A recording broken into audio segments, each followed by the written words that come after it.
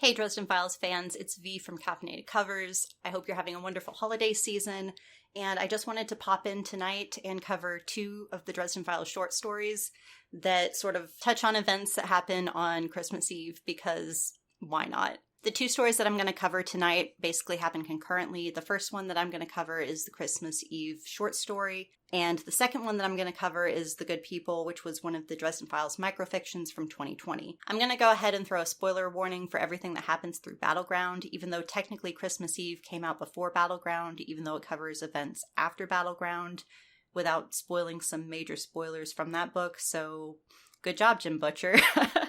But these stories also have a handful of things that play off of each other, and I thought it was just better to talk about them in one video than doing two videos.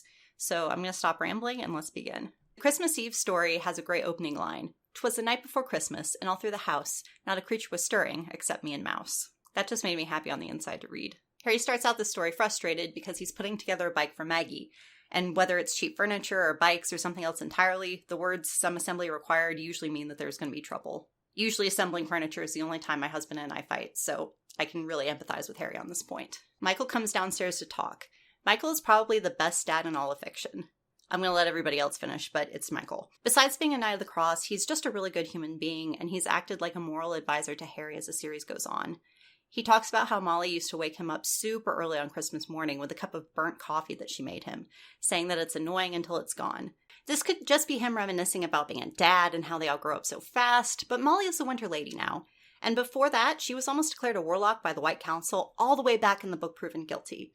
It's ironic how Harry holds Michael in such high esteem as a parent when Molly turned out to be less than ideal as a teenager and a young adult. Not that Michael did anything wrong with Molly, but Harry seems to beat himself up emotionally about being a good father to Maggie when the best example of fatherhood that he has also struggled in that role. Harry also says that most of the memories of his father, Malcolm Dresden, happened around Christmas time. Harry lost his father when he was very young and he never really knew his mother. Harry has fond memories of his dad playing with him with the gifts and doesn't want to screw things up with Maggie. This makes sense considering the parallels between his and Maggie's maternal relationship. After the events and changes, where Maggie was adopted out and then taken by the Red Court until Harry saved her at the expense of her mother Susan, Harry wants Maggie to see him as a father figure, or at least as a decent person, instead of as the person who took her mother away from her in the scary temple.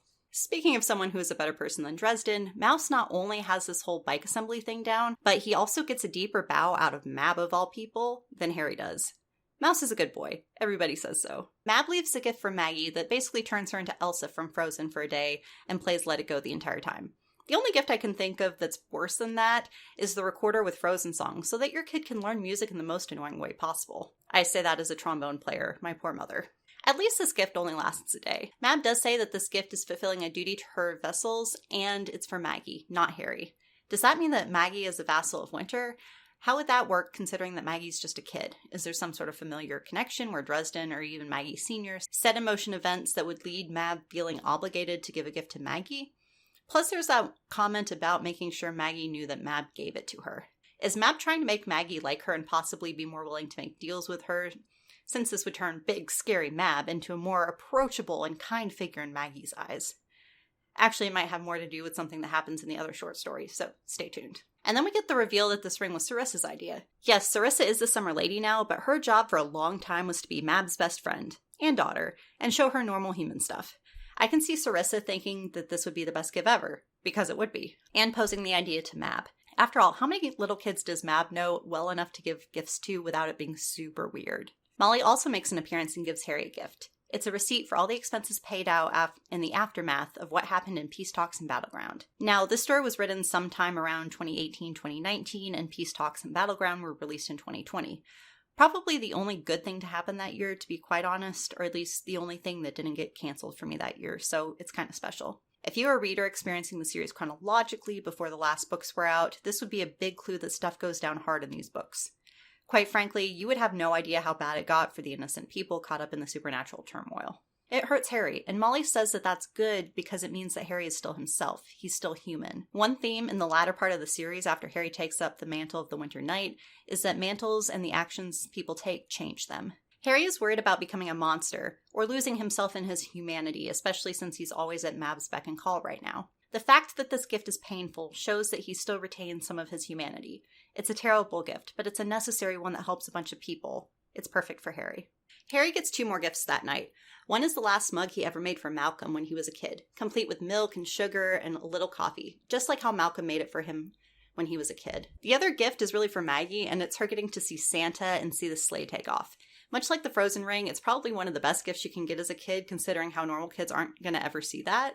And yes, I cried a little at this part. It's adorable and hard-hitting at the same time, and feelings are hard to deal with. Okay. The story definitely comes off as a cool-down story, written in advance, and the way that Harry can address the complex feelings he has that come from being someone who has to save the world all the time, especially since in this world plot armor doesn't exist, at least not for everyone. One last Easter egg before we go and talk about the other story. Harry talks about how Maggie came back from school with higher than a 4.0 GPA.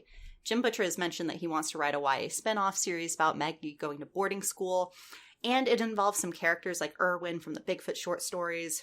River Shoulders is Irwin's dad, if you'll remember, and Dresden's ally. And I really hope we get a short story where they talk about fatherhood, even though it seems that Harry might have taught him a thing or two before Maggie was even in the picture. The second story we're going to talk about happens concurrently / right after the short story Christmas Eve, and it's called The Good People. I originally thought that this story was called Christmas Eve, and that's the story that I wanted to cover tonight, but luckily y'all got a 2-for-1, so Merry Christmas, you filthy animals. It's told from Molly's point of view, giving us a rare and cherished look at the Dresden Files universe that doesn't come from Harry Dresden's eyes or perspective. I really want to see more of these types of stories because I think it gives us a fresh perspective instead of just seeing things through Harry's eyes all the time. But it would probably lead to spoilers, so I can kind of understand why Jim Butcher is very reluctant to give us too much. We begin the story when Molly ducks out of her parents' house right before Kringle shows up to give Harry his nostalgic coffee mug. She's scared of Kringle because he got his butt kicked in Battleground, much like, every other powerful being, including the Fairy Queens and Knights of the Cross, and he's still kind of angry over it. Apparently, Kringle /Santa /Odin isn't as holly jolly as his normals make him out to be. Molly was glad she just had to see Harry because Harry understands what the fairy mantles do to people. We can think of the people in the mantles the way sovereign citizens think about personal identity. There's the person's identity, and then there's the mantle's identity. When Molly is near her family and her home, she feels human. She feels like Molly Carpenter. But the mantle wants her to give in and just be Fae, to be the Winter Lady. To be fair, the Winter Lady has a job to do so that Winter can continue to exist and fight back the outsiders. And from personal experience, sometimes you just have to turn off your emotions and anything that makes you feel human and just get stuff done. But it can still change you into something you don't want to be, and that's scary. Plus, this reminds me of how in Grave Peril, Michael Carpenter, who's Molly's dad, tells Harry that he needs to keep in touch with people and not become a recluse, because distancing himself from people will lead him down a dark path. Mab tells Molly that she needs to let go of who she is as a mortal, and that holding on to that is what's keeping her from being ready to rule. Mab also has an order out to Dresden to stop Molly from ascending to the Winter Mantle as queen, should anything happen to Mab. But Mab also seems to appreciate how Harry doesn't just give in to his mantle, so why is it so bad for Molly to resist giving into hers? Maybe it's the heightened sense of urgency, since the Winter Queen's job is to hold Winter together. Mab has to punish swiftly and brutally in order to hold Winter's subjects to her will. Molly might show mercy and allow for some political opening where some rival or infected agent of the outsiders gets to tear apart Winter from at the top. Part of Harry's job seems to be keeping Mab in check, so that might be why Mab wants Molly to shed her humanity while she respects Dresden for holding on to his. Or, it could just be a double standard. I don't know. In traditional Chicago fashion, Gentleman Johnny Marcone has done more to repair the city and help its people than the local, state, and federal levels of government aid. Molly has had to wait until Christmas, which is the one time when it is on brand for Winter to be generous, to do her part. I wonder how Dresden will react when he figures out exactly how much of the money that Molly showed him on that receipt came from Marcone.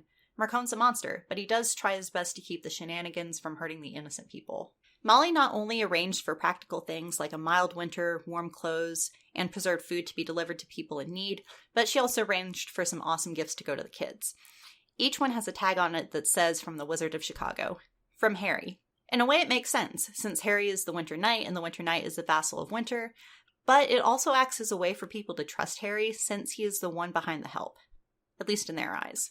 Some people theorize that the Wizard of Chicago will become a mantle in its own right, or that Harry can use it to establish a basis of power and become a signatory of the Accords, much like how Marcone is. Molly uses fear and brutality as needed to encourage the Winterlings, helping her to work well and expeditiously. This is both on brand for Winter and metaphorically how certain retailers and warehouses operate, expecting workers to give 110% effort or lose their livelihoods. That made me think about how behind every gesture of goodwill or relief that a much-needed item has arrived is someone who probably deserves to get treated a little bit better for making it happen. Be kind to your retail, delivery, warehouse, and customer service professionals, y'all. It also shows us that Molly can be brutal when she needs to be, but at the same time, she doesn't like acting like this. Again, going back to her humanity and how it probably means that she can't do the things that Mabs had to do to stay in power. Speaking of power and gifts, remember Maggie's gift from Mab? Maybe if everybody sees the Wizard of Chicago as being the person who helped them and they decide to give their loyalty to him, if the person that the Wizard of Chicago loves the most is also loyal to Queen Mab, that might help keep Harry in check. So maybe that's why Mab decided to give Maggie a gift.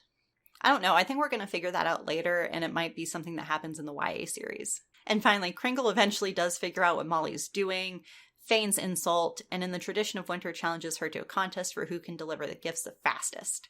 And in the end, the way you win at Christmas is by becoming Santa. Like with most gifts, it's the thought that counts. And you know how you treat people. But at the same time, I think that this is really cool because Odin is Kringle / Santa / whatever you want to call him.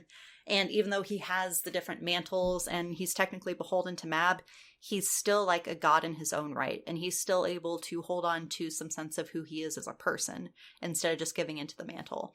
And I think that this is a good sign that for Harry and for Molly that maybe they don't have to give in completely to their mantles. And even if they have to do some weird Fae legal mumbo-jumbo in order to make it work and be acceptable, I think that they can still finagle their way into doing what they think is right.